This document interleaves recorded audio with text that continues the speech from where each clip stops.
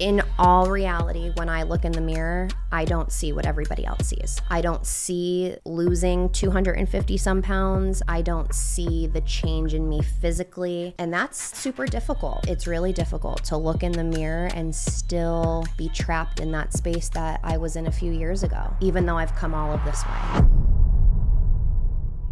And every day when I step on my hot Pilates mat, I could get teary-eyed when I say it, because there are so many people out there who aren't able to move physically, and not because they don't want to, but because they can't. And I would never, ever want to be back in that position, whether it was something I was doing to myself or, God forbid, getting sick or hurting yourself. But I've made the promise to myself, if there's one thing that I can do for the rest of my life, it will be to...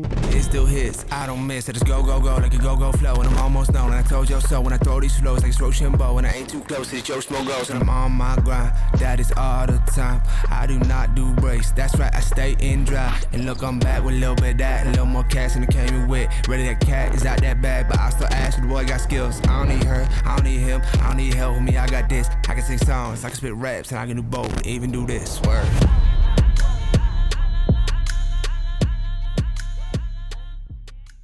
This episode is brought to you by Sweat Tent, the pioneers of the portable wood-burning sauna. Did you know that using the sauna 3 to 4 times per week could reduce your risk of cardiovascular disease by up to 50% and make you 60% less likely to experience Alzheimer's disease? That's why I've been a big fan of the sauna for years. But having to go to a crowded gym to do it isn't ideal. And all the at-home options are bulky and expensive. That's why I only use the Sweat Tent for my sauna needs. It's the most storable and affordable wood-burning sauna on the market. It not only takes minutes to set up, but it can reach 200 degrees Fahrenheit in 30 minutes or less. So whether you're enjoying it yourself in your backyard, with friends, or in need of a reliable sauna on the go, Sweat Tent is your best choice for the most portable, storable, and enjoyable outdoor sauna experience. All On The Stacks listeners will receive $100 off when you use code OTS. Visit sweattent.com today to get $100 off your purchase with code OTS at checkout. Again, that's sweattent.com to get $100 off with code OTS. Sweat Tent, helping you fire up your home wellness routine. This episode is brought to you by Wilks Consulting, a Ramsey preferred coaching firm. Are you drowning in debt? Is the weight of financial stress holding you back from living the life you were meant to live? Then it's time to break free and regain control of your financial future. Wilks Consulting specializes in financial and debt consulting. Their team of 4 highly trained Ramsey Solutions advisors are ready to help you take charge of your money. Whether you're looking to get out of debt, pay off student loans, or simply need assistance on how to prepare to buy a home, Wilks Consulting can help you fine-tune your budget and provide the resources and guidance you need to meet your goals. Don't let debt or the fear of finances control your life any longer. Head over to wilcopa.com and book a hassle-free, no-obligation call. Your first step towards financial freedom. Again, that's wilcopa.com, WILCOPA.com. Wilks Consulting, making financial independence a reality. This episode is brought to you by Burn, the fitness company behind the Today Show approved Burn board. If I'm being honest, working out can be a real chore, especially as a new dad in desperate need of sleep and cardio. Burn is founded by NEPA native Jimmy T. Martin, and his Burn board offers a low-impact core and cardio experience unlike anything I've done before. They have hundreds of on-demand workouts that are great for beginners, seasoned athletes, and out-of-shape podcast hosts who love supporting small businesses. My wife and I use it pretty frequently throughout the week, and it's honestly a great way to burn a ton of calories without burning a ton of cash. Not to mention, it's a great tool for skiers, runners, wrestlers, and hockey players. Jimmy is offering all On The Stacks listeners 15% off when they use the code STACKS15. Visit theburn.com today to get 15% off your purchase with code STACKS15 at checkout. Again, that's theburn, THEBRRN.com to get 15% off your purchase with code STACKS15. It's time to get on board today with Burn. What's up, podcast? It's Bill Corcoran Jr., host of the On The Stacks podcast, brought to you by Sweat Tent. Lindsey Timek, welcome back to the On The Stacks podcast. Thank you. This is great. We don't have a lot of returning guests. Well, I'm honored. Yeah, so it's nice to have you back. Thank you. It's a little darker in here now. It is. It's a little I like different. it. I like the vibe. Do you like this? I do. Yeah. Yep. All right. I suggested hoodies, but it's getting a little warmer out. Hey, You know, we can always do a hoodie in I summer. know. Normally I'm always wearing, that's all I ever wear is a hoodie on this show. I mean, I started wearing t-shirts recently, but my look for like the last like couple years has just been hoodie. Yeah. I think I even wore them in the summer, I feel like. Yeah, absolutely. I love like a real thin, lightweight hoodie in the summer and spring. Always. Mhm. Especially at nighttime. Oh, yeah. I love it. The fall. Yeah. Fall hoodie, jeans. I'm a fall baby, that's for sure. Can't beat it. Yeah. Born Right? in October. Was probably born in a hoodie, to be honest with you. born in a hoodie. Yeah. I mean, I feel like I was too, because it's like, doesn't matter what the weather is. Like, I'm wearing a hoodie all the time. Ask my wife. I'm in a hoodie all the time at home. Comfy's the way to go. It is. Most comfortable that way, that's for sure. Yeah. Biz cash is out. That's right. Comfy's in. For us, we can be that way. Right. That's Yeah. right. Yeah. It feels good to just be whoever you want to be when you want to be. Hey, I stand for all that. Yeah. I'm always for somebody being, themselves and living to what they believe and, making themselves feel good and everybody else around them. Yeah. So it's been a while. It has been. Your last episode, 141, that was a while back. That was, last January. Yeah. Over a year ago. Yeah, that's right. I think you were the first episode in the new year of 2023. I was, yeah.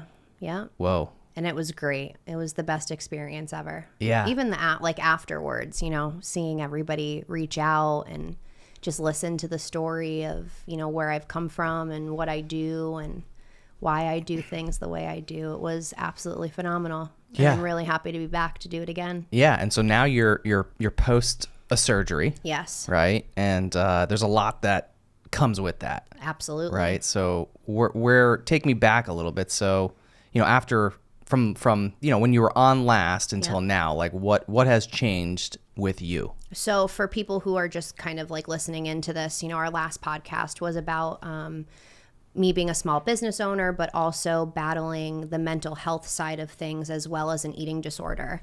And with all of that comes, the mental health side of things. And we talked a lot about, my weight loss journey and how I got to where I was. But, this part in this time around, I think we should talk about the side of massive weight loss surgery post all of that. Yeah, like what happens after that? There's a whole nother side, which, I mean, not that I didn't realize, but I guess I didn't realize, right? And I forget when it was, a few months back when you and I we were chatting, whatever, and you were just telling me a little bit about some of the things that that you're now going through these procedures, and I was like, holy shit, like I didn't realize that this was like a whole nother thing and that there was multiple phases to this. Sure. And that you're dealing with what you're dealing with this far beyond like the last time that you and I sat down here. Absolutely. And I think, when a lot of people think of massive weight loss surgery, and there's two sides to the playing field, there are people who do it naturally with dieting and exercising, but then there's people who can't do that and they go into the gastric bypass surgeries and the weight loss surgeries.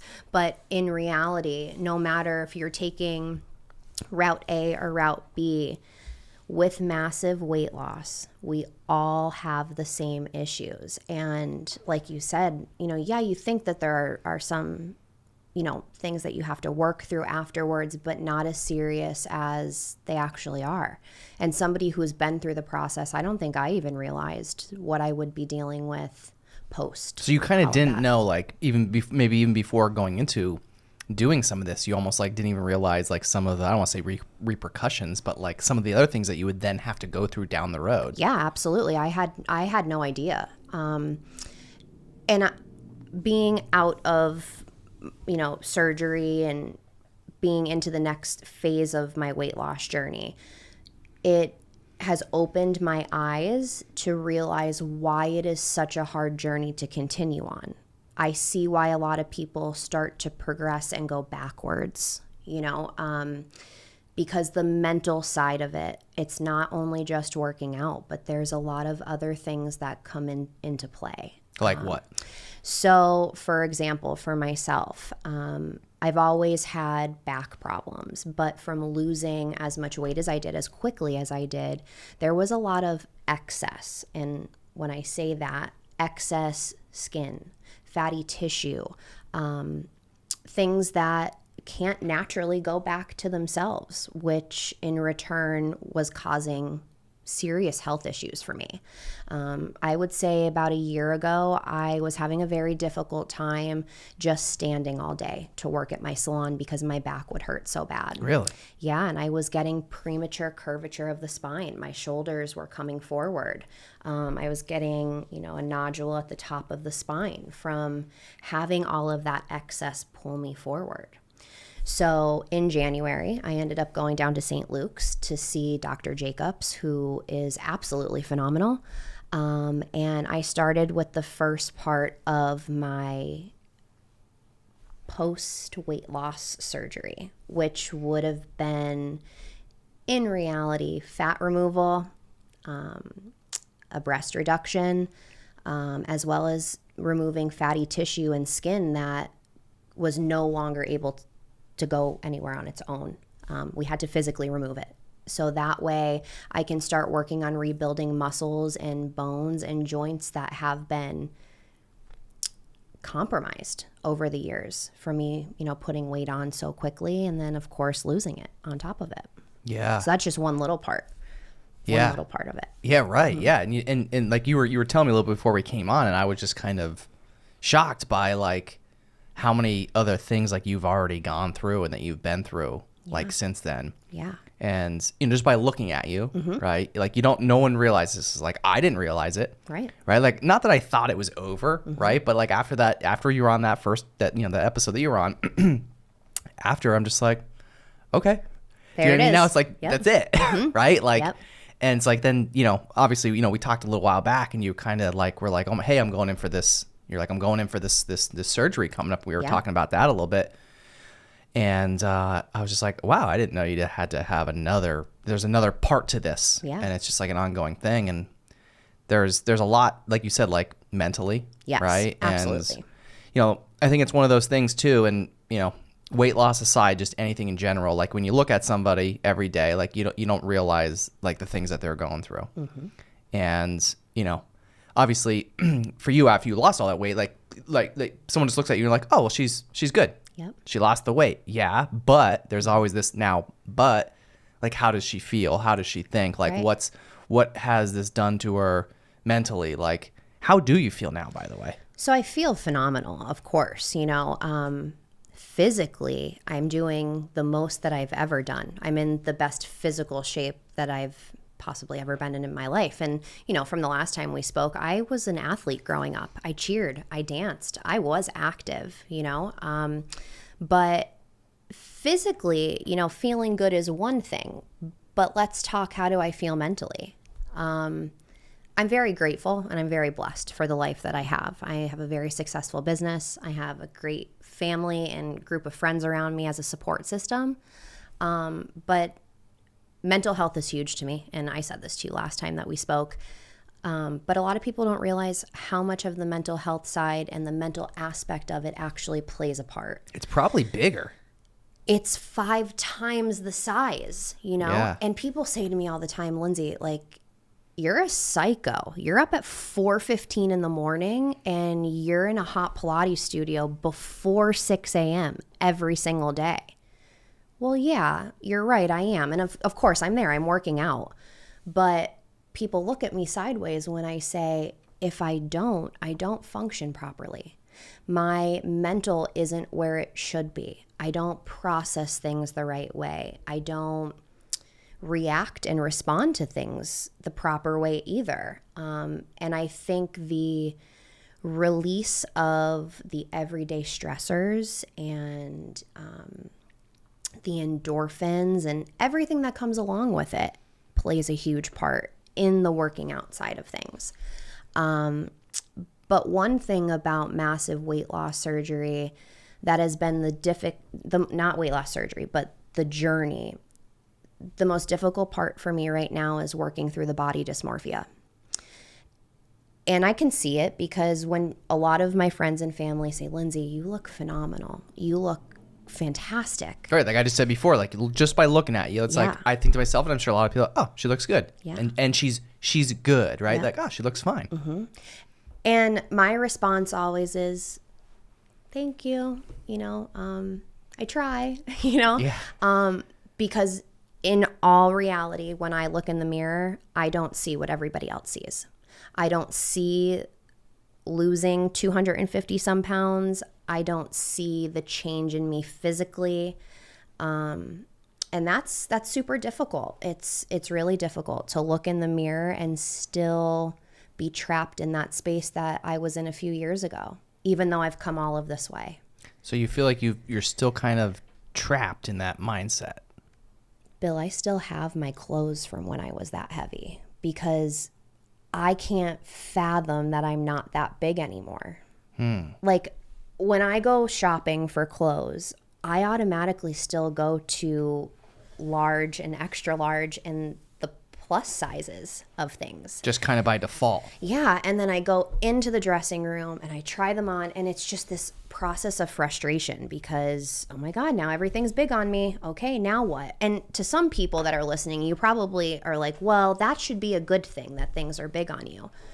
It is, but for how many years everything was so small on me, right? So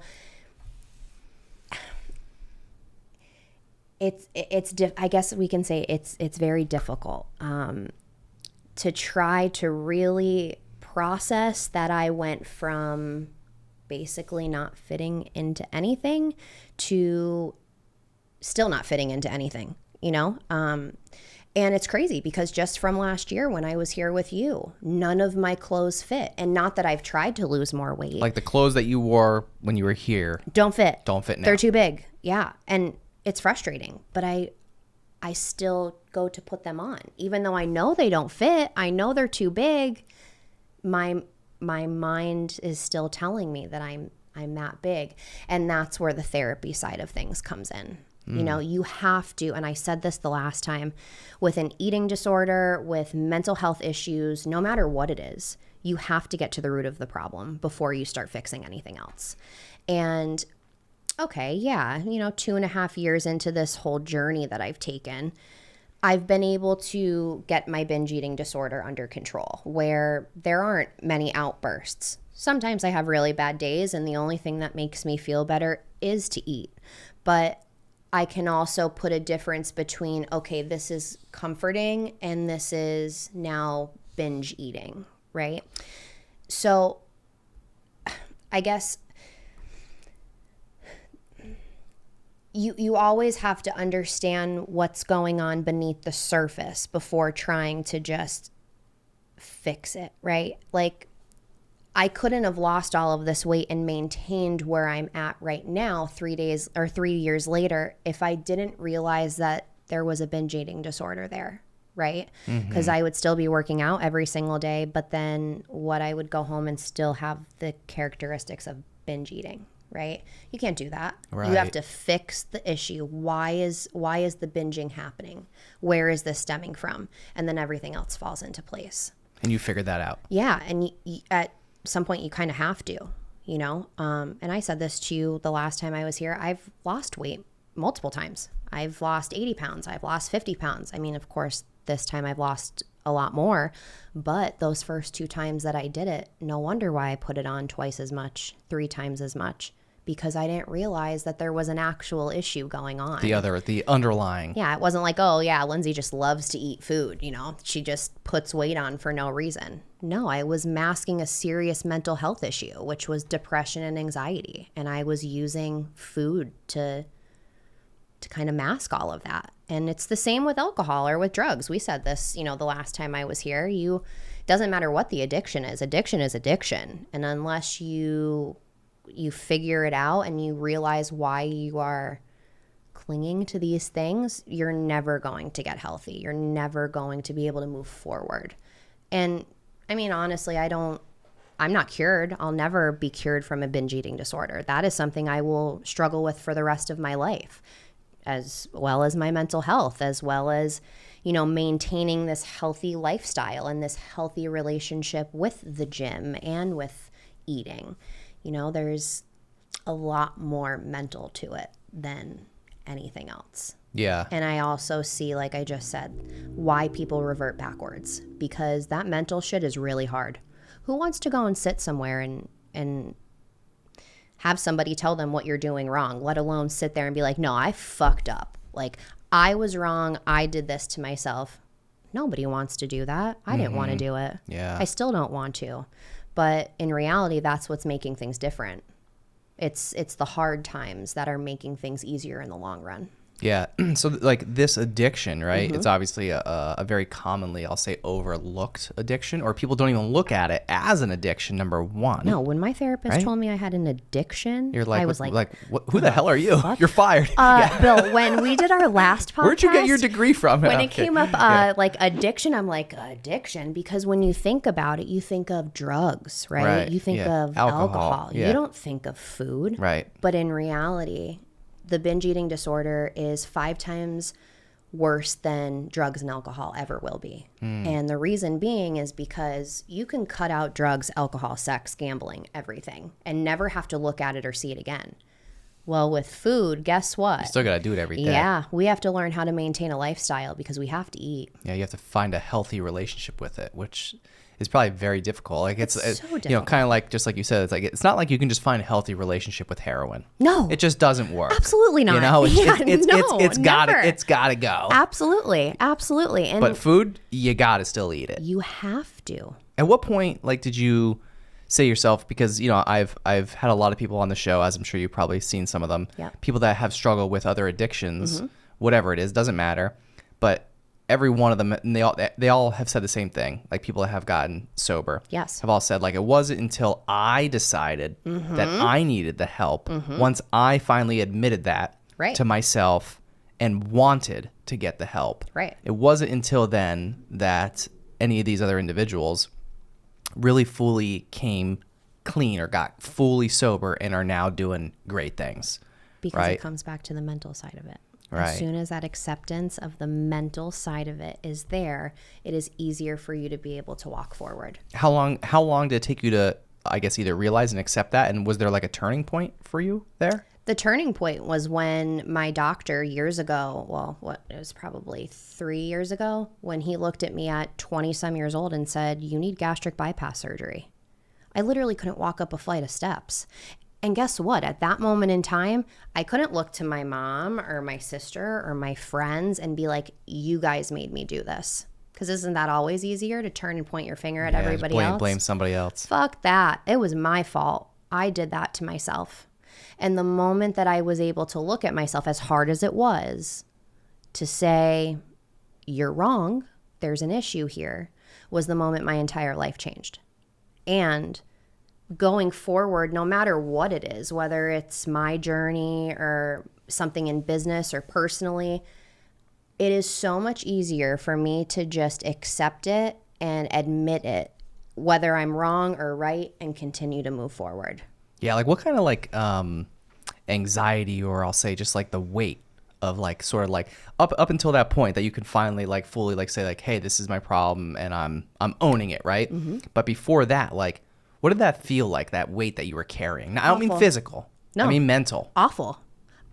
And you wonder why people become so irritable and nasty and not them normal. Like, they're just not themselves. And I was an asshole. Like, I was an asshole to everybody around me, my family, my friends. And it's because I hated myself. I knew what I was doing. I knew the road I was going down was not right. But when you can actually admit that you're doing something wrong and accept it, that's when things start to change. And that's one of the hardest parts. It was so hard, Bill. It's not easy. I mean, like I just said, it's not easy to have anybody tell you that you're wrong. But to look at yourself in the mirror and tell yourself that you're wrong, that's even harder. Especially like when you're disgusted with yourself, right? Because Yeah. I would imagine that you were probably disgusted. Oh, fucking disgusted, Bill. Yeah. I was disgusted still. Like, I look back at pictures and I'm like, how? Yeah. How could you do that to yourself? And it's probably because I've matured a lot. I've been through the ringer in the last few years. And of course, my business has taught me a lot too, right? But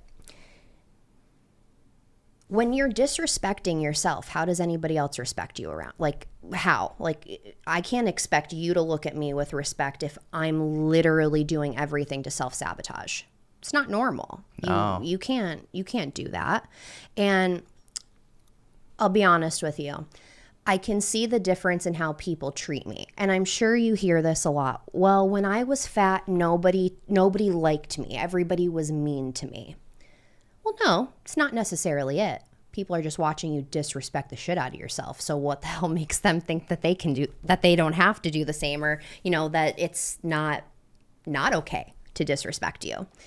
But the moment I started to change my life, and I'm not just saying losing weight, the moment I started respecting my own boundaries, my own mental health, and my own peace was the moment I started to see everybody else turn that light towards me too. And a lot of people say to me now, why do you work out? Why do you do what you do? Like, give me some of the motivation. It's not the physical side of it. It's the mental side of it. I need that to keep me happy. That's my form of repaying myself for all of the years that I didn't do it. You know? Yeah. And I say this to a lot of people. I was not allowed to work out for 8 weeks after my surgery in January. And it was hell. It was hell on earth, because that's my outlet. Well, work is my outlet, and working out. So you're taking away from me being physical. You're also taking away my social side of things, right? So sitting in my house for 6 to 8 weeks, not necessarily by myself, but by myself.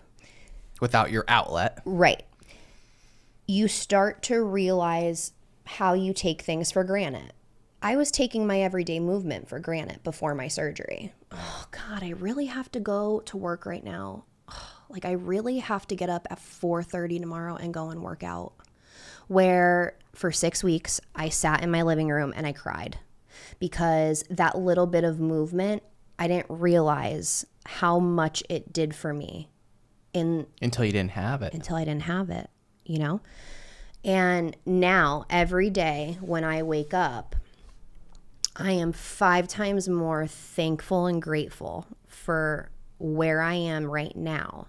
Because if I didn't make the changes that I made, one, I may not be here, because I was close to I was eating myself to death. Like, the heart attack was on its way. There wasn't much more I could do. But not only that, you know, get a little emotional. To put yourself in a spot, in a position to not be able to live your life as a healthy young adult is sad, is really, really sad. And now, being out of surgery, I literally, like, being able to blink my eyeballs or just move my hands, I'm so grateful for, you know? And every day when I step on my hot Pilates mat, I could get teary-eyed when I say it, because there are so many people out there who aren't able to move physically, and not because they don't want to, but because they can't.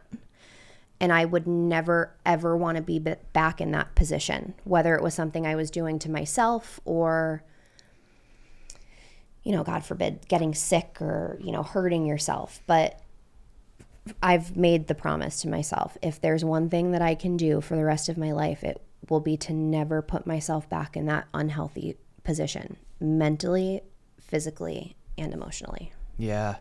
And it kind of reminds me of even my own similar situation, you know, several weeks ago, where how it reminded me when you said, like, you took it for granted, right? You took the movement for granted, right? Yeah.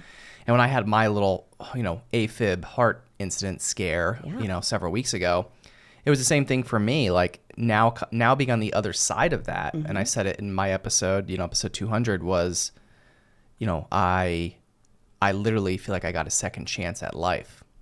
And it wasn't I just got chills when you said that. Yeah. It wasn't really until then. And it's unfortunate that a lot of times that all of us have to endure something like that. Thankfully, I'm on the other side of it, right? Alive. Yep. But some people might not have been. Right.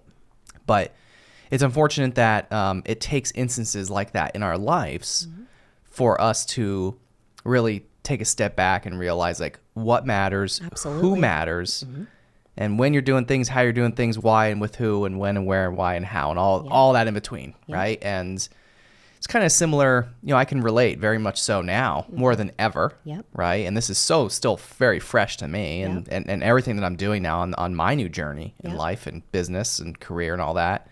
But same thing, it's like every day, I'm literally just grateful just to be here. Right. Like, think about that. Yeah. Think about that for a second. It's like, man, like most people wake up and the first thing like you're probably thinking about is like, going to Starbucks and getting your regular whatever you get at Starbucks, right? But, for me, for a little while there, it's like, I'm just fucking glad I woke up again today.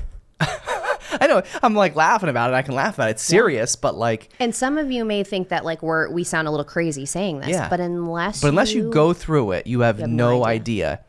And it's also unfortunate too. I think sometimes a lot of people around us, right? And I'm going to speak for you too. And I don't know if this is the same or not, but like a lot of times the people around us may not even realize how serious it is. Or that like, hey, like she or he is really going through some shit, and not that people downplay it, but they just don't get it. No. And and most people never will. And I hope to God that nobody ever has to go through. I wouldn't wish it upon my worst enemy that anybody ever has to go through anything I've gone through or anything that you've gone through, right?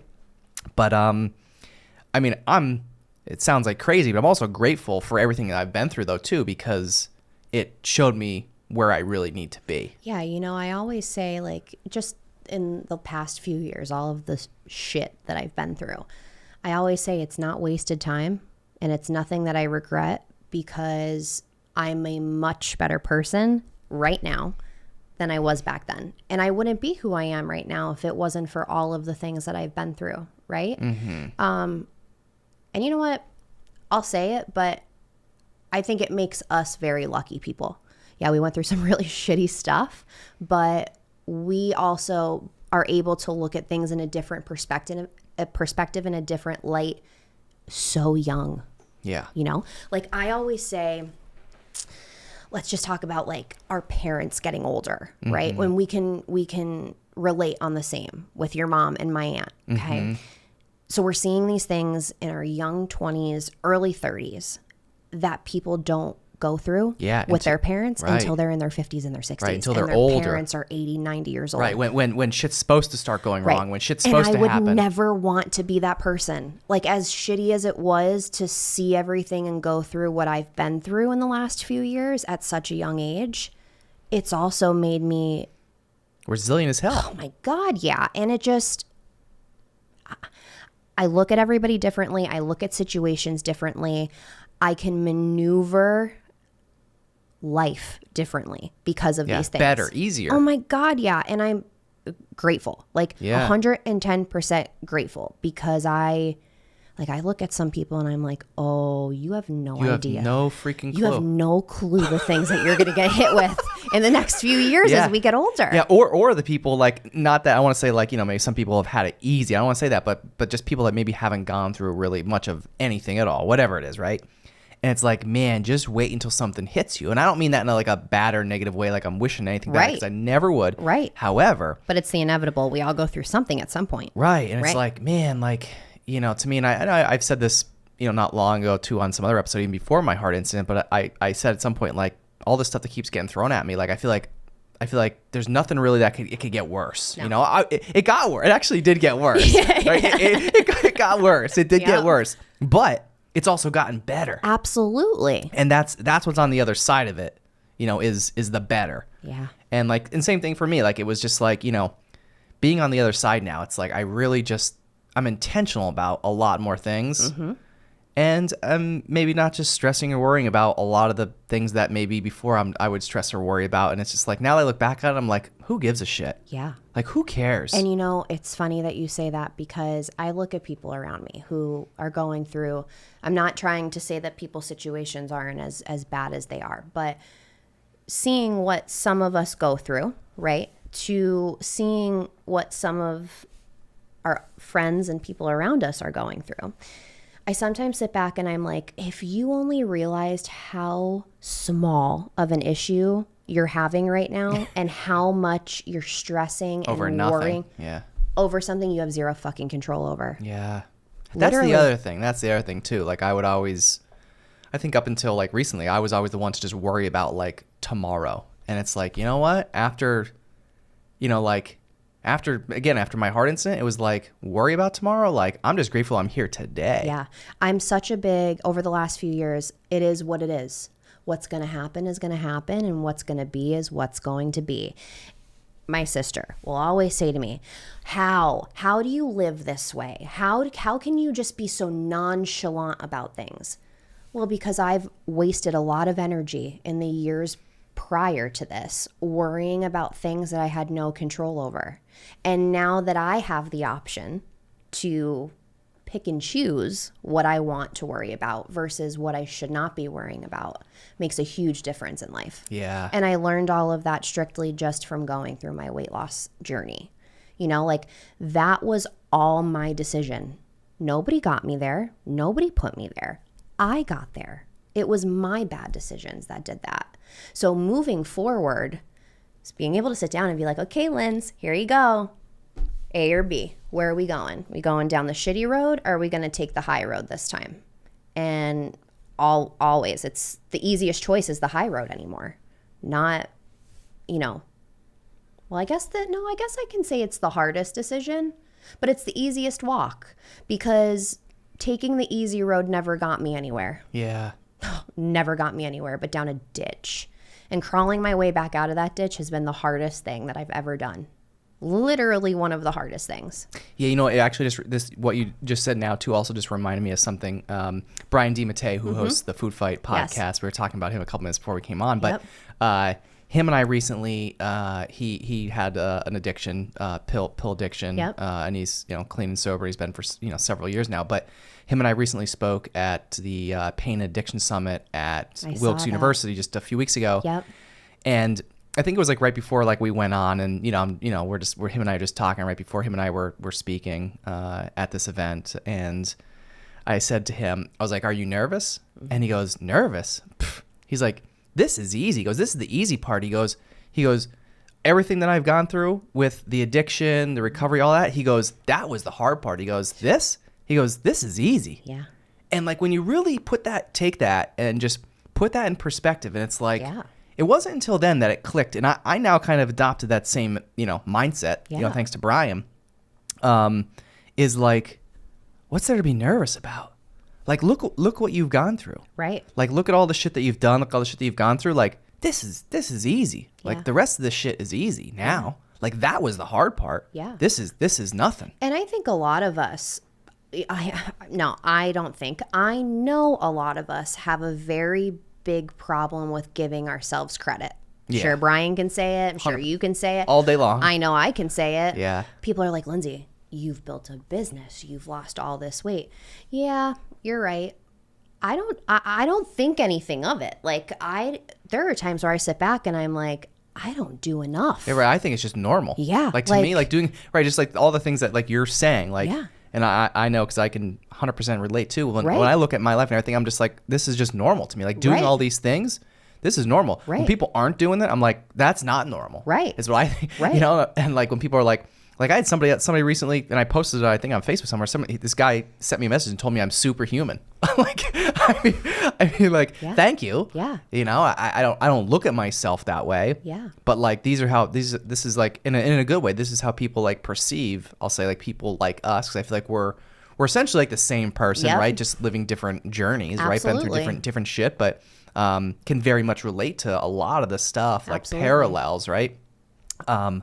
But yeah, like I same thing. Like I just look at a lot of stuff that I've done, and I guess I don't celebrate because I'm also like moving so fast. Sure. But I also, part of it's like an imposter syndrome, and I Yeah. just don't give myself credit, which I am giving myself a lot more credit nowadays than like I used to. Sure. And I'll say I've slowed down like just enough to like really be more present. Yes. But I'm not slowing down. Like I'm slowing down, but I'm not. If Right. that makes any sense. I know that's very contradictory. We but keep saying grateful, but being grateful for every step of the way. Yeah. And you have to be at some point, right. because if not, you're just moving with the motion of the ocean, and that's great and all, right? Yeah. But yeah, at some point, Bill, we have to realize how fucking badass we are. Like, no matter what we've been through versus what we're going to go through versus everything that we're doing in this present time and day. Like, there aren't many of us out there who have the drive and the resilience that we have. And I think it is. I think it's a little sad that we struggle with giving ourselves the credit that we deserve. And we shouldn't feel bad for it either. No. That's the other thing. Because, like, you know, like, I almost fucking died. Like, Right. You know, and like everything that I've been doing, like, again, I don't have, you know, you asked me before when you first got here, like, oh, did you get any results? Do you know what happened? I'm like, no, I'll probably never will. And everyone asks that. I'm like, no, I'm never going to know. Well, what do you think the cause was? Well, probably a lot of things, right? Sure. And I talked about it in my episode, but like, looking back on it, like, again, I don't really know. It's a combination of a lot, but like, you know, I had a lot going on in my life, and there was still even more that I didn't even talk about that just we didn't have time for, and maybe some things I just won't say, right? But like, all of that just really kind of probably built up, right? And all of it almost killed me. Yeah. Like, literally. Yep. Like, all of it. And again, I'm not like, I don't regret it, right? Because, like, you know, it's like looking back on it, like kind of like you said before, like, I almost like I had to go through it. Absolutely. Thankfully, I survived. Right. But now I'm more aware. Yep. You know, obviously I left my day job, and I'm like fucking happier than ever that I'm not doing that anymore. And it's just like a whole new outlook on life. Yeah. Like top to bottom. Yep. Like, And we are, I'll say it, we are so lucky to be able to look at life like this at such a young age. And I don't care what anybody says, we're in our prime. Our 30s are our prime. These are the years that are going to change everything for us. And I'll say it until I'm blue in the face. I wouldn't change a fucking thing that I've been through in the past 3 to 5 years, because I wouldn't be where I am right now. And I feel as if On the Stacks will be back in a flash after a word from our sponsor. This episode is brought to you by Elevation Wellness, NEPA's premier wellness center located on Mundy Street in Wilkes-Barre. From pro athletes to busy parents, Elevation Wellness is leading the conversation when it comes to bettering your health through integrative medicine. Founded by NEPA native Louis Helmecke, Elevation Wellness offers physician-formulated and guided treatments that are administered by registered nurses. To learn more about how you can experience the benefits of IV vitamin therapy, multivitamin booster shots, non-invasive aesthetics, or peptide, NAD, red light, and compression therapy, visit elevation-wellness.com or follow them on Instagram at Elevation Wellness NEPA. All On the Stacks listeners will receive 10% off their first purchase with code STACKS at checkout. Call 570-762-9400 or visit elevation-wellness.com to book your appointment today. Elevation Wellness, taking your health to new heights.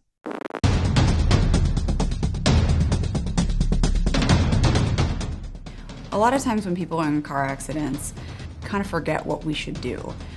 First and foremost, call 911. Then, get out of your car before moving it and take pictures. It's so important to capture what the cars look like immediately following the accident. Finally, call your insurance carrier and make a claim. To learn more, visit Anzalone Law offices online at anzalonelaw.com. This episode is brought to you by Loop Internet. Are you tired of buffering, lagging, and slow internet speeds? Look no further. Introducing Loop Internet, Northeastern Pennsylvania's fastest and most reliable internet service provider. With Loop Internet, you can stream, game, and work from home seamlessly.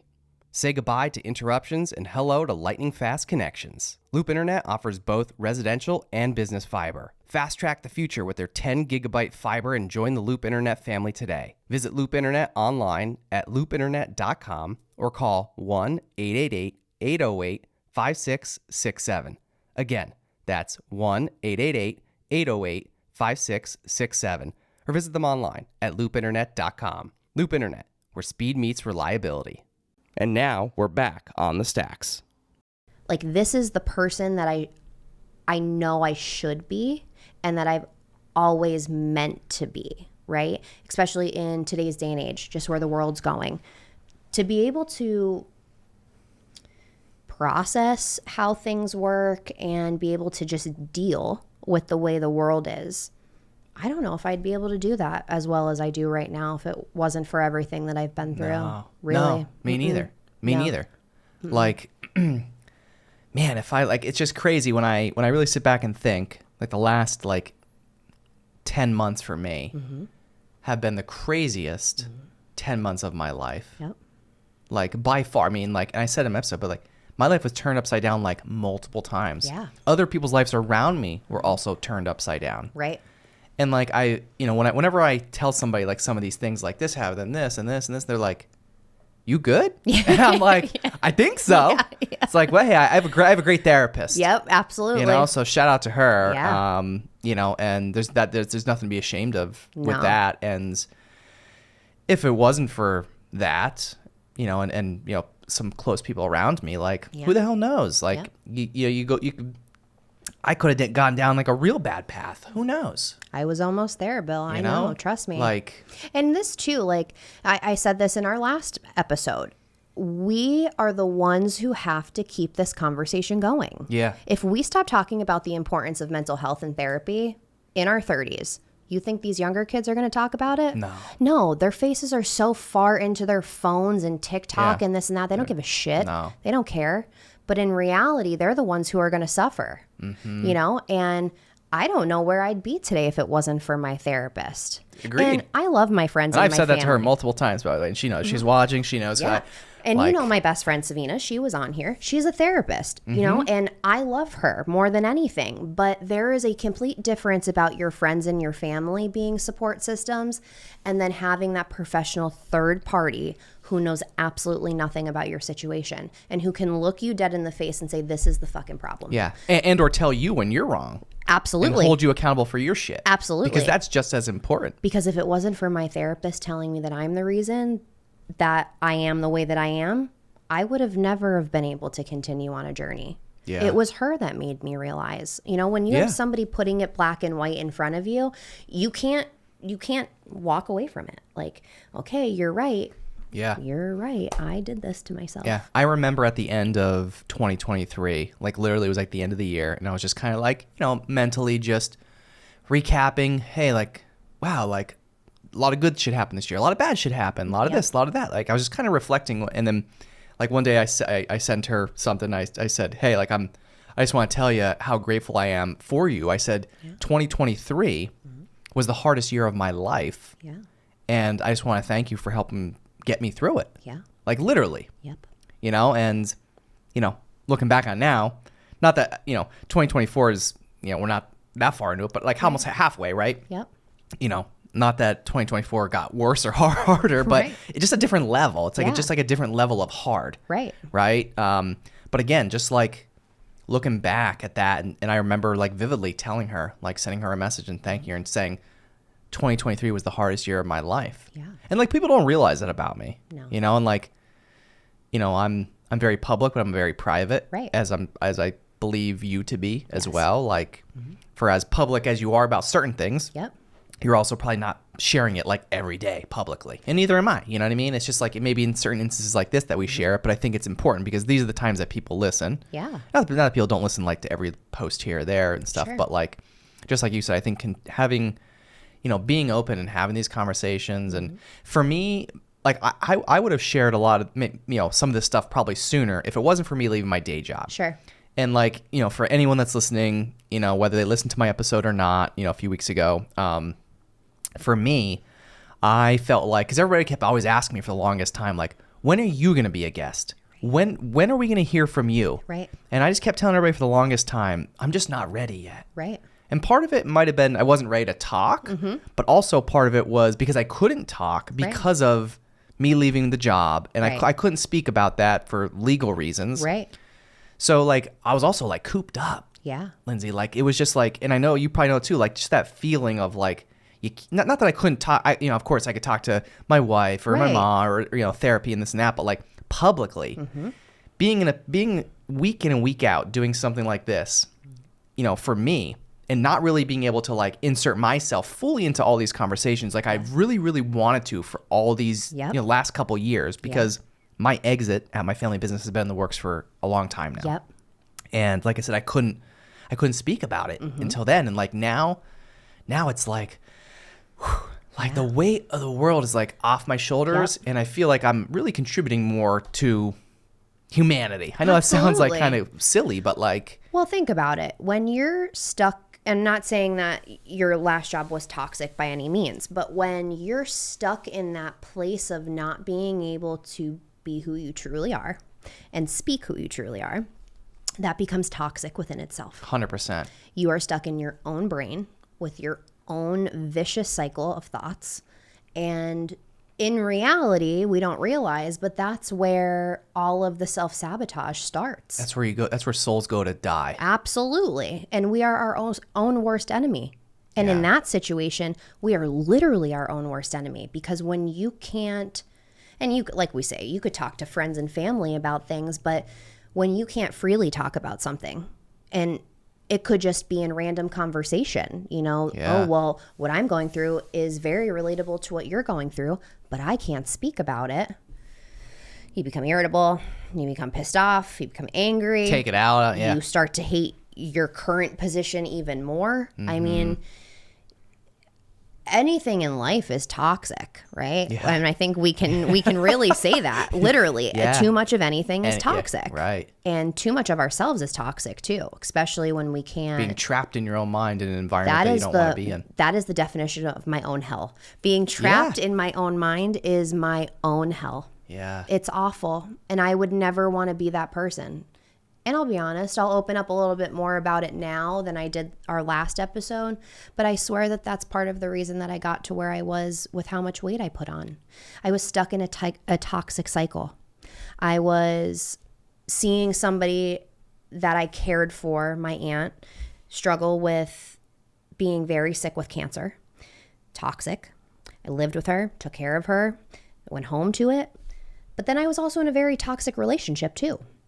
And when you don't have an outlet, of course I had work, but at my salon, talking about what I was going through at home was never on the table. Yeah, it's not really the place. My biggest concern was always making everybody else feel happy and healthy and feel good in their own skin, because I fucking knew what it was like to not feel that way.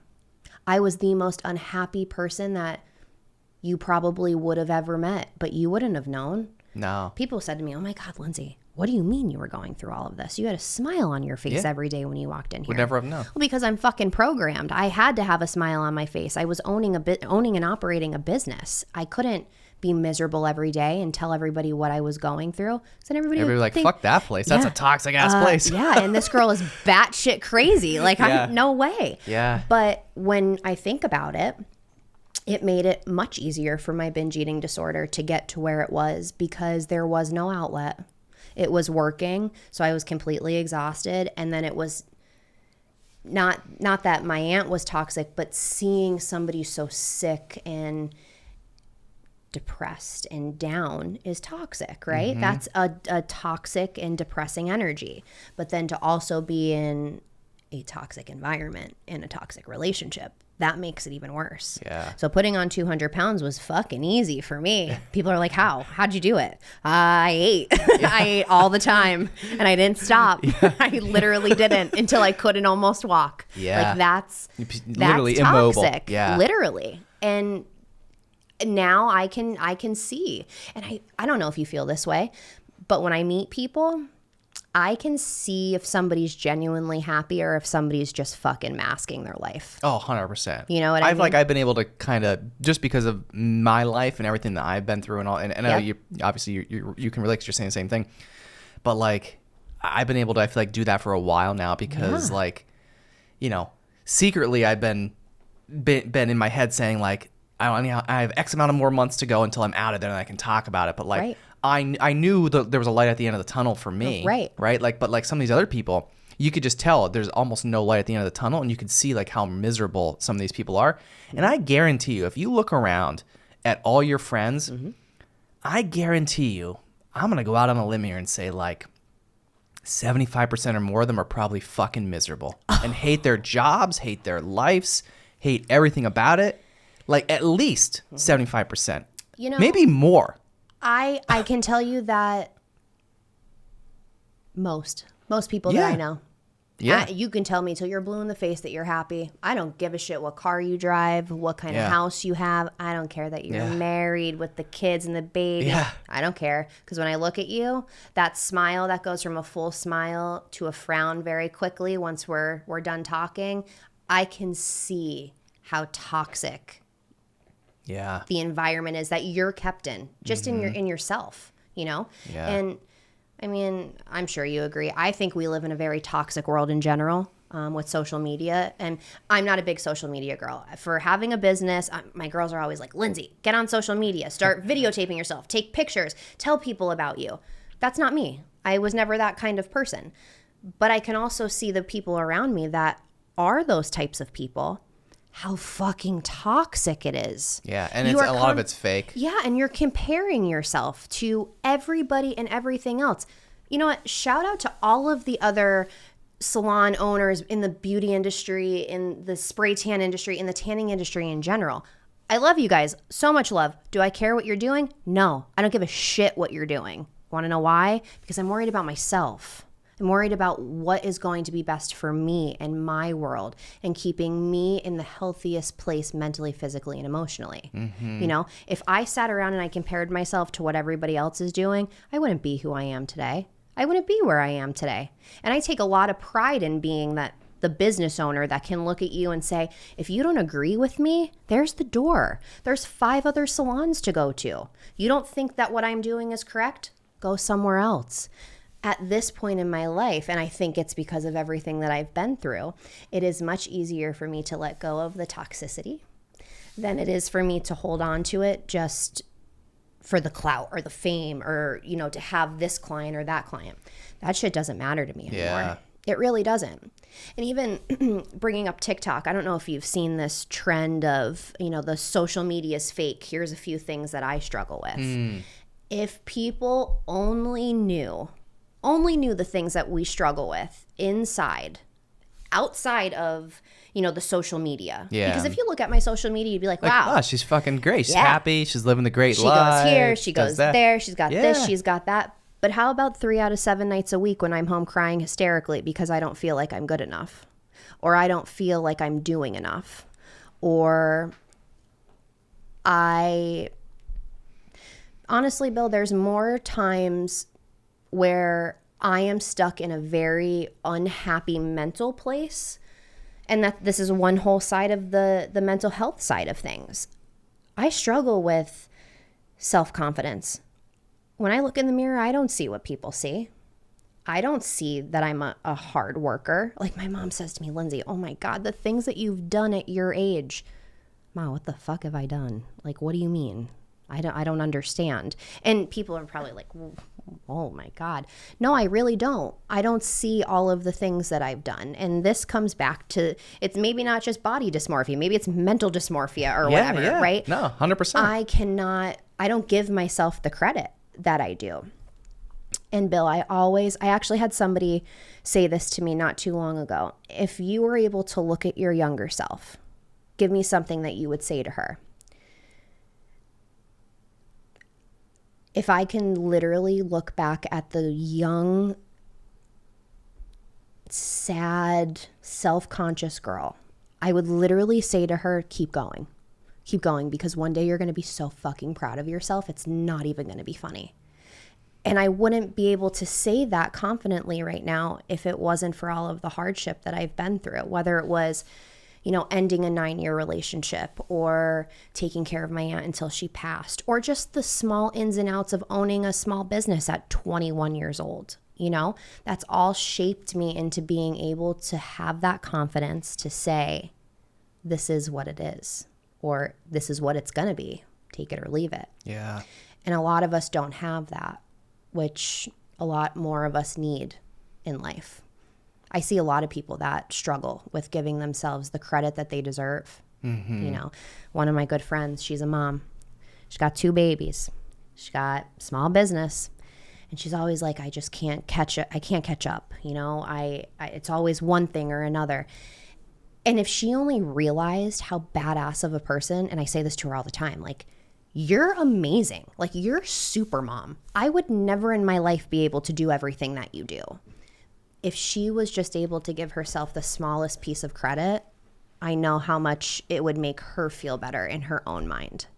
But goes to show, we don't see what other people see on the outside looking in. Mm-hmm. It's very hard when you're looking at yourself day in and day out. Yeah. Same with my weight loss. I mean, I see myself every day. It's not easy to see, that I've lost all of this weight or the changes that have come about. But you see it. Yeah. Everybody else sees it because you don't see me every day. Right. It's crazy. It is. It's really crazy.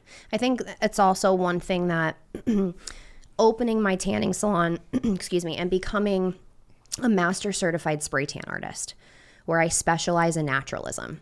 And I also specialize in, I hate to say this word, but plus size women.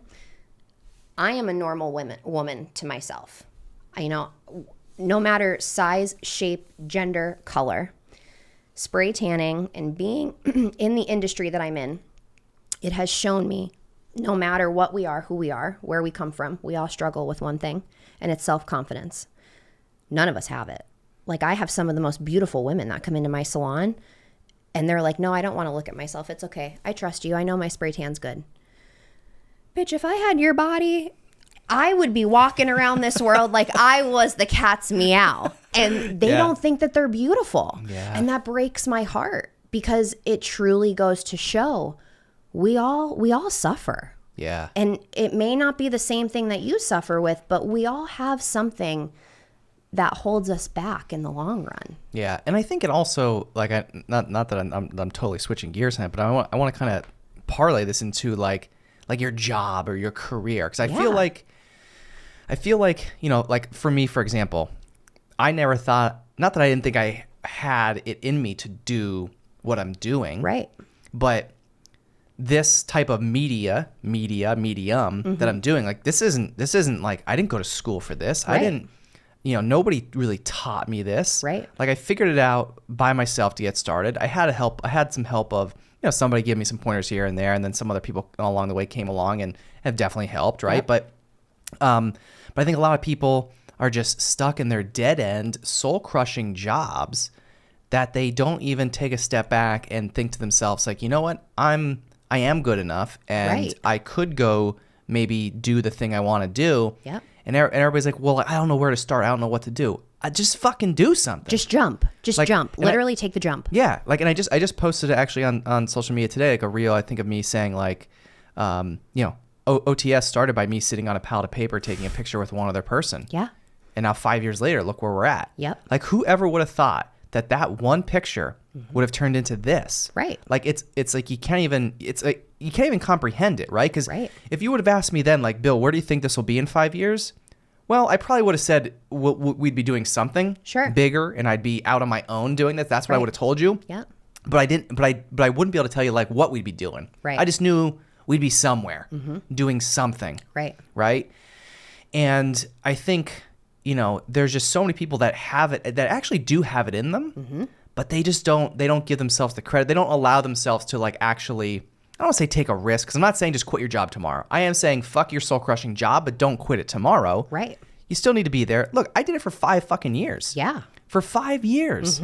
Like, to the point that literally I almost died. Yep. Okay, so don't do that, okay? Don't almost die. Don't stress But- yourself out right. that much. But do it, right? But don't die. Right. But, like, it's just give yourself that ability to just go try things. Yeah. Because, absolutely. like, I think you'd be surprised. Like, never in a million years did I ever think I'd be doing something like this. It's so funny that you say this, because, and I haven't told many people this, but I'll never forget when I took the jump to open the tanning salon. And my sister was standing in my kitchen at my aunt's house, and she was overhearing my aunt and I speak about my business plan. And my sister looked at me and she said, "Are you dumb? What is wrong with you? A tanning salon? We are just coming out of a recession, Lindsay.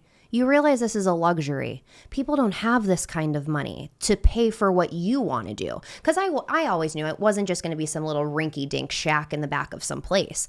I wanted the kit and caboodle. Yeah, you wanted it all. I wanted You everything. wanted what you wanted. I wanted what the fuck I have now, Yeah. essentially, right? Yeah. So I'll never forget her saying that to me. And not that my sister is my biggest support system, especially after I lost my aunt. We've gotten very close, and she's my biggest supporter. But back then, at 20 years old saying that I was going to open a luxury business. She wasn't so confident in me, right? Yeah. So my mom ended up coming to the salon a couple weeks ago, and we were standing there. It was a Saturday morning, very early. Nobody was there yet. And I was walking up to the front of the building, and I had just purchased my second Cadillac, right? And at 29 years old, I'm sure there aren't many of us that can say like, hey, I went up. I didn't need somebody to co-sign. Like, I bought my Cadillac by myself. Like, holy shit, right? And my mom looks at me at the salon and she goes, who would have thought? Like, who would have thought that you would be here right now? And I looked at her, and I didn't mean to be the smart ass, but I am a smart ass. And I said, not you. Because all of them looked at me and said, you're crazy. Mm-hmm. You're insane. You're going to put yourself into all of this debt. You don't even know if it's going to work out. But what if it does? Oh, but it did, though. Yeah. But it did. 7 years later, it really fucking worked out, right? And if it wasn't for that jump, and I didn't know, like, hey, I started off in a small space, 3 tanning beds, a spray tan booth, which really are non-existent anymore. I didn't know if things were going to work out, and I was okay with that. Yeah. I really was. Yeah. But and you have to be. And you have to be like in that time. Like, you have to be absolutely. okay with like, you know what, this may not work out. Yeah. And like, and even for me, like, I've been in this building coming up on 2 years. Yep. But for the first year-ish that I owned this building, I couldn't even afford to fucking pay like rent. Yeah. As like a tenant. Like, and I'm the tenant. I own the How building. about the first couple of years where I wasn't taking a paycheck? Yeah, that too. Nobody knows about that. That too, right? Yeah. I would assume people would assume that if I can't afford the rent, I can't afford to pay myself either. Right. But like, it's like when I bought this building, everyone's like, not that everyone was like, what are you doing? Like, you're crazy. I think everybody, maybe some people just didn't want to say that because they want to offend me. Right. Which is fine. I don't give a shit. Right. But like, it still don't bother me. Right. Because I knew that, like, I knew I could hold out long enough. I knew that even though I couldn't, that OTS couldn't afford to pay the rent, Bill Corcoran Jr. could. Right. Okay. So Bill Corcoran Jr. just paid the rent until he didn't have to anymore. Right. And I knew that one day I wouldn't have to pay it anymore. Right. And sure as shit, now we pay market rent and Bill Corcoran Jr. doesn't pay it anymore. But isn't it funny, though, because I look back now, right? And I see my friends who are in corporate positions. And sometimes you'll hear, well, I don't know, they're firing us or they're letting us go. Well, guess what? Your little corporate 9 to 5 with your promised benefits actually isn't fucking promised. They can let you go at any moment. The only thing that I have going for me right now is the security of knowing that nobody's fucking firing me, right? My doors are going to stay open as long as I want them to. And I think that is the biggest thing that we can give to ourselves as entrepreneurs. Just that satisfaction of, you don't control my pay, you don't control me, and you sure as hell don't have a control over my life anymore. I mean, Jesus, that's like one of the biggest benefits of being your own boss is having the freedom to come and go and do. Oh, it's the nicest how fucking you want. thing in the world, isn't it? Yeah. Oh my God. My mom always says to me, you are screwed if you ever have to go and work for somebody again, because it'll never happen, which it won't because you never will do that. No, and guess what? It really didn't happen when it was happening. Yeah. I hated taking direction from other people, not that I have any type of, like defiant issue, but it's different. I just like to do things my way, and clearly my way works, right? Because the best glow in the 570 wouldn't be what it is if it wasn't for the way I do things, right? And confidently, I can say that now, where I wouldn't have been able to say that a couple of years ago. And that's huge. And I always go back and I say this, and I'll say it until I'm blue in the face. My business has made me the person I am today. It has given me the confidence to truly be who I am authentically. People know me for being honest, real, and blunt, and wanting the best for you. I'm not here to take your money. I'm not here to say that I'm the best. I am strictly here to do what makes me feel good. And in return, that makes everybody else feel good around me, Yeah. And going back to my whole weight loss journey for a while, Think about it. My first 2.5, 3 years in business, I was super unhealthy. I was extremely heavy. How the hell do you own a sun spa where you're supposed to be making everybody else feel confident and good in themselves when you're literally destroying yourself from the outside in? Mm-hmm. Where now, it doesn't even make sense. It's like you to me. reverse engineered it. Yeah, Now it's like it's the opposite. How is that? How did it even work out in the beginning? Because I know if I walked into somewhere and I saw somebody who was in an unhealthy position like I was, You'd be like, what the fuck? Yeah. Right? Yeah. And I don't know if I told you this, but when I first opened, I had a woman ask me. I think I remember. Yeah, she asked me how I owned a tanning salon being a fat girl. Well, guess what? As much as it hurt me in the moment, she's right. How do you, not that having extra weight on you by any means defines you as a person, but how do you make others feel good about themselves if you don't feel good about yourself? You can't. You can authentically do it. You can lie to people, and that's what I did. I lied to people for a long time saying that I was happy. And I was the furthest thing from happy, Bill. But I think you knew deep down that you would eventually get there. I would argue to say that. To be honest with you, I didn't have high expectations for myself years ago. You didn't have any hope? No, it was going to be a 9 to 5 job for me. It was going to be whatever made me happy in that moment, because I never stuck to anything. I was constantly trying to find something new because I was never happy. Wasn't happy with myself. So how was I going to be happy doing what I was doing? Yeah. I knew I always wanted to own a tanning salon. But the way that things have played out in life, I wouldn't be where I am right now and be able to look at things the way that I look at things if it wasn't for what I've been through. And I wouldn't change it. I really wouldn't.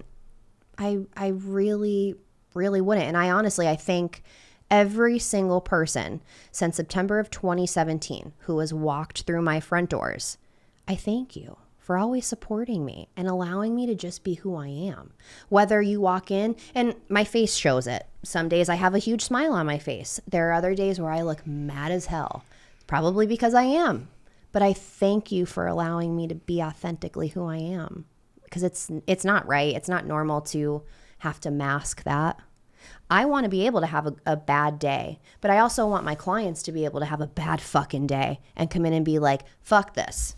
Fuck this place, what I'm doing. I hate everyone. Good girl, because I do too. Yeah. Let's talk about it. Yeah. 15 minutes of peace and quiet. Let's do this, right? Yeah. And I have a lot of people who say to me, I don't just come here because, I want to be tan. I come here because of the environment. Being able to walk in here and be who I am and know that I'm not going to be judged. That's the biggest thing. Yeah. Who wants... It's not just a tanning salon. No, it's a community. It's a place where people could be who the fuck they are and never have to apologize. Because if you're in this world and you're making people question who they are, you're a shitty person and you're not somebody that I want to be around, literally, at all. Yeah. I don't ever want to be around somebody who's going to make somebody feel less than who they are, no matter who you are, where you come from, what you're going through. And I always say, I don't care how much money you have, what your last name is. I don't care. If you're a good person, you're a good person. You're a shitty person. Fuck you. You're a shitty person. There's no changing that, right? There's not. You can make better choices. But if you're genuinely just a shit person, stay where you are. Yeah. Don't come near me. Stay away. Keep the toxicity out. Yeah. And I think we need more of that in this life, especially with people our age. Yes. If you have the energy to be mean to somebody and be rude to somebody, there is much more going on beneath the surface than you just being an awful human. Yeah, trying to take other people down. Yeah, you know what I mean? Why? And why are you wasting your energy on that? For years, too, I used to take it personally when people were mean or rude or would act out towards me. But after everything that I've been through, I can easily look at somebody and say, that is a you fucking problem. Yeah. There is something going on somewhere that you have an issue with, and it's sure as hell not me. I love that. It's not me. It's not how I look or what I say. mean, yeah, you may envy me in some sort of way. Yeah, it's because they see something in you that they wish they had. Yeah, and you know what I get all the time? God, Lindsay is a bitch. No, I'm not. I'm just blatantly honest with people. And if that makes me a bitch, then so be it, right? Yeah. Like, I would rather tell you the truth to your face. And you hate me then. Than for me to lie to you and you think that I'm the best human ever. Yeah. Because what does that make me? That makes me fake as fuck. And I don't ever want to be that. Like, ever in my life. Yeah. I went for how many years being fake to myself? I will not do it to anybody from here on out. I won't. And I genuinely love the person that I've become after everything that I've been through. And I don't apologize for any of it. The way I respond, the way that I act, who I am, where I am. Unapologetic. Yeah, and we have to be, especially for how hard we work. Yeah. I never apologize for being who I am. No. The only thing I will apologize to myself for is all of the things that I didn't do that I could have done differently. That's the biggest thing. And nobody else deserves a sorry, just myself. Yeah. That's it. Fuck them. Absolutely. Yeah. Fuck everybody. Fuck all of you. No. Except you guys watching. We love all of you. Listen, yeah, keep listening and watching. Don't turn this off. And I'm not saying that everybody should have the fuck it kind of attitude, but in reality, own it, have it. Yeah. Why don't you feel that way? Right. Who cares what everybody thinks? Who cares? It's nobody wants to take a step back. That's the other thing. Like everybody wants to do something like you or I are doing, right? But they don't want to put in the work, and they don't want to almost kill themselves, or like literally you and I almost killed ourselves, right? Yep. We can laugh about this because we did it, right? Yep.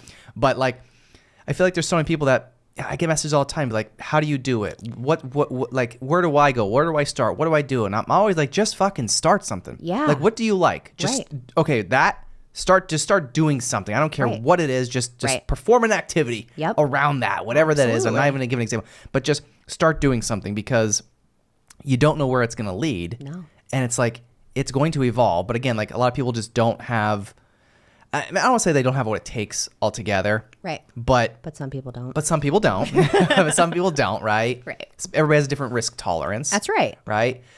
But at the same time, man, like you're going to go through the rest of your life working your dead-end job. Mm-hmm. Maybe you make good money. Maybe you don't. Sure. But you're going to go through the rest of your life working a job you hate around people that you don't like. Right. Just to please all the other people around you. Yeah. For what? Mm-hmm. For what? And let me ask you something. Does any of the money make any difference at the end of the day? No. I don't care. Not when you're not happy. Nope. Not at all. I would rather be in a box making nothing. Yeah. And be happy. I've said it a million times. I'd rather, like, if this, I'll be homeless sleeping on the sidewalk before I ever go work for somebody else. 110%. Literally, I will be homeless. Yeah, I'll be knocking. I won't be homeless because knocking on Larry's door. Lorenzo, hello, I need a job. No, yeah, but like seriously, like I've said it all the time. Like I'll just do whatever. Like I'll sooner be broke and homeless than be miserable and have all the money and for what? Be miserable. So then what? When come retirement, you look back and be like, what did I do it for? Right. For what? If your company even makes it there. Right. I worked for Corning Life Sciences for a couple of years in between being in the hair industry and figuring out that I wanted to own my own business, right? And this is a glass company that makes testing tubes and scientific tubing for cancer patients, cancer testing, all of this stuff, right? Not a corporate job that you think would just be non-existent, right? Mm-hmm. And there were people that are local that have been with that company for many, many years while I was working there. And 2 years ago, they shut their doors on all of those people who were there for years on end. So either way, I mean, yeah, you may have a security when it comes to your job. You think you do. Now what? When you've been with somebody for 30 years. Yeah. Now where the fuck do you go? Yeah. You know, like. Yeah, it's like, well, guess what? Now you got to start over. Yeah. You got to start over because guess what? Like trying to then if depending on how far along you are in your career, like people are hiring. Like number one, you probably have a big salary. Yeah. People aren't going to hire someone with a big salary. Right. Depending on your age, again, they can't not hire you because of your age, but it happens. Right. Right. It happens because of age, salary, all They're that. But usually like going to pick somebody younger that they can pay less. Yep. And just train them, and then that cycle happens 20 years down the road again. And I don't know if you can say this, but I know my mom has said it being in the medical industry. you know, it's very tough to take different positions and moving throughout the hospitals and whatnot when she has all of this schooling behind her, all of these years, to people that have quarter of that. And they're going to pay them half of what they're paying my mom. I mean, it's kind of, how can you not? You know what I mean? Like, you get it, but you don't get it. Yeah. Which is crazy. Yeah. And I'd rather be us at our age having to figure it out. Yeah. You know, having 100%. to make our own way, because that It's may the only be the way. only option. It is. Well, at least for me, it is. Well, like, yeah. it literally is. And I really do believe that, like, everybody does have something, like, deep down inside of them. Yeah. It's just you haven't brought it out yet. Yeah, and a lot of people haven't found what they truly love. Right. When you do what you love, Yeah. And there's no going back. Yeah. You can make all the money in the world. I know I'm like a broken record saying this, but like, even if like, even like you know what you love to do, right? And you always think, oh, like I can't like monetize that or make that into a business. Well, spoiler alert, you can, Absolutely. right? But just do that thing and see what it evolves to. Just Yeah. it's going to evolve. Yeah. And it'll happen Yeah. over time. It's just people lack patience. People lack patience and the ability to step back, because everybody just says, oh, well, I got the job. I got the good job with the salary and the benefits. Okay, well, how long are you going to stay that for? And another hard part too is, I'm sure that you can agree, is that everybody wants to start where we're at. You're right. Like, That's are again, you- lack of patience. Are you kidding me? Like, Yeah. I know people look at me at my salon and they're like, wow, 30 years old, doing real good for yourself. Yeah, well, how about all of the years prior to this where I missed out on birthdays and holidays and family events and important things in life Yeah. because I was here? People don't realize the Yeah. blood, sweat, and tears that we truly put into this. Yeah. You know, but they want the salary that we have. Right. They want the freedom that we have. Well, yeah, sure. But they don't want to do the work. 7 years ago, I wanted that too, but I busted balls to get where I'm at. Right. You know, and I'm still busting my balls, because that's one thing about small business. You never don't do something. It's always something. Yes. You know, and you can say this for sure. When we go home, it's not, we don't just sit on the not couch. over. We don't twiddle our thumbs. We might be sitting on the couch, but you got the laptop. I got the laptop, I got the iPad, I got my cell phone here, and then all of my paperwork to the Yeah. other side of me. Right. So let's It's all talk the about other of it. shit that you don't want to do, but you still got to go do it anyway. You have to, though. Yeah. You know, you don't have a marketing department or a shipping department. Yeah. No, I'm marketing. No, I'm calling. I'm picking up the phone. I'm scheduling. I'm cleaning. All of it. Me. Yeah. Me. So this time, yeah, it should be about me. Yeah. No, I'm kidding. But seriously, we work really, really hard to be where we are. And that goes back to maybe people, yeah, they have the drive, but they don't have the patience. It doesn't happen overnight. No. It never does. Good things don't happen overnight. No. Good things take time. Take a lot of time. A lot of time and a lot of patience. A lot of time. And a lot of fuck ups. Like, hey, I made a super big mistake. Yeah. Where can I go from here? And I mean, that's been easier because I had to look myself in the mirror and say, you did this to yourself, Lindsay. Like, where are we going to go from here? Accountability. Accountability at its finest. Yeah. So speaking of accountability and or just like what's next for you? There's so much. I have so much up my sleeve. Yeah, I have so much up my sleeve. The best glow in the 570 isn't going anywhere. If anything, we're going to get bigger and better from here on out. I've gotten really good at saying a bronzatora. A bronzatora, yep. A lot of people still. Yeah, I was practicing again. Like I remember the very first time you came in, because we didn't even know each other then. No. By the way, you know, in that episode, like we literally spoke like maybe like just through Messenger or something. Maybe Yep. we spoke on the phone. I don't know, but Yep. we literally didn't know each other at all. Like maybe we just knew of each other, but Yep. that's it. Never met, never spoke. But I remember I don't even know how I spelled it out, but I spelled out a bronzatora, like butchered it, but I spelled it, is it phonetically? Is that the right word? Right? So I spelled it so like I would know how to say it the right Yep. way. And it's like, I think I said it so many times in my head last time that I'm like a pro at it now. Yeah. So There's so many things. Getting into the health and fitness and wellness side of things has slowly been coming about. You know, my salon offers red light therapy. I have Vibra Nano boards, which are wellness vibration plates. I have a couple of really big surprises coming for the end of this year after my busy season. I'm just looking to spread the best glow in the 570 everywhere, with positivity and just making people feel good about themselves. So there really isn't any limit. It's just, what can we do? Hell yeah. And we're gonna do it. We're gonna do the damn thing like we have been. Yeah, absolutely. How about you? Anything new?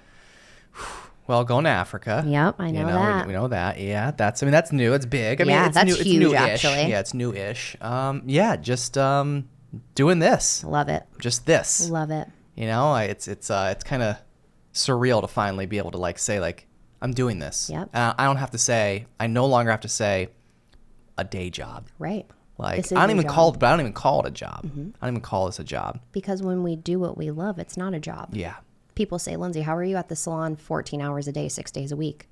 It's my home. Yeah, What do you mean? it's just yeah, exactly. What do you mean? Like, I don't hate this place. I love this place, actually. Yeah. Like, this is where I want to be. Yeah. This is what makes me feel good. Mm-hmm. You know? Yeah. And Bill, we're very blessed. We're very blessed to be able to do what makes us happy day in and day out. Yeah. And I hope and I pray that everybody out there gets to feel what we feel. Agreed. Whether it's 5 years down the road, 5 days, 5 months, whatever the case may be. Do it. Absolutely. Take the jump. Do it. If it doesn't work out, Do something it's else. fine. Yeah. Do it. Do something else. Just go. Do it. Yeah.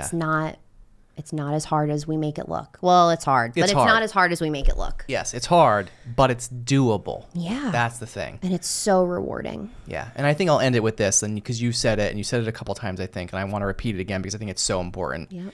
Like you said about just people like us just continuing to have these conversations Yep. about mental health, just about everything. Yep. Because everybody just wants to hide behind their phone, Yeah. social media, Netflix, this, that, the other thing. And it's like, there's not a lot of people that really can sit down and look each other eye to eye and have these types of conversations. Yeah. And I'm proud to say like that this is partly what we built here, you know, and I'm grateful for people like you that come on the show and are willing to be as vulnerable as you are Yep. to, you know, just put this out there because there's not enough people talking about all of this stuff. And I'm like I said before, I'm just literally grateful to be here. Yeah, you and me both. That makes two of us. And honestly, if there's one thing that I can say to everybody out there, take accountability for your mental health. Do what's right. It's really hard, but it's for the best. And you will never feel better about yourself and your place and where you're at and what you're doing. And I think a lot of people say, oh, the valley, it's such a bad place. It's not. It's just, it's a very toxic place because nobody wants to get down to what is actually going on. So It all starts within. Absolutely. So let's just keep this conversation of the importance of mental health and being badass and unapologetically ourselves. Yeah. And continue to walk into the rest of what life's going to throw at us. And I'm looking forward to seeing more of your journey. Yeah, you too. I'm invested in it. I mean, I literally am. Like I'm invested in everybody, not just you, just like anybody that's ever come on this show. Like it's we become family. We literally really, learn about each other. really, You know, how seriously. can you not want to keep up with people at this point? You know, Yeah, and it's and sorry to anyone else, but like these are the only people that I really now care to keep up with. Absolutely. Is you know, people that have been on the show, Sure. fans of the show, Yep. people that write to me all the time, email, text, DM, whatever. I don't care. Listen, message me on anytime. I pretty much get back to everybody. they're the people all that give time. us the spark, the people that Exactly. keep us going. And I Exactly. say the same about my clients. Yep. You may not even come in to tan. Come in, say hi, hello, how are you? And that's what gives me the go. Exactly. That makes me want to do what I do every day. 100%. I love it. Hell yeah. Well, thank you for having me on again. I Absolutely. really appreciate it. Absolutely. This was so much fun. All right. On the Stacks, Lindsey Timek, thanks for joining me. Thank you. If you want to see more On The Stacks content, subscribe to our YouTube channel at youtube.com/onthestackspodcast or search the hashtag On The Stacks on Instagram, Facebook, and LinkedIn.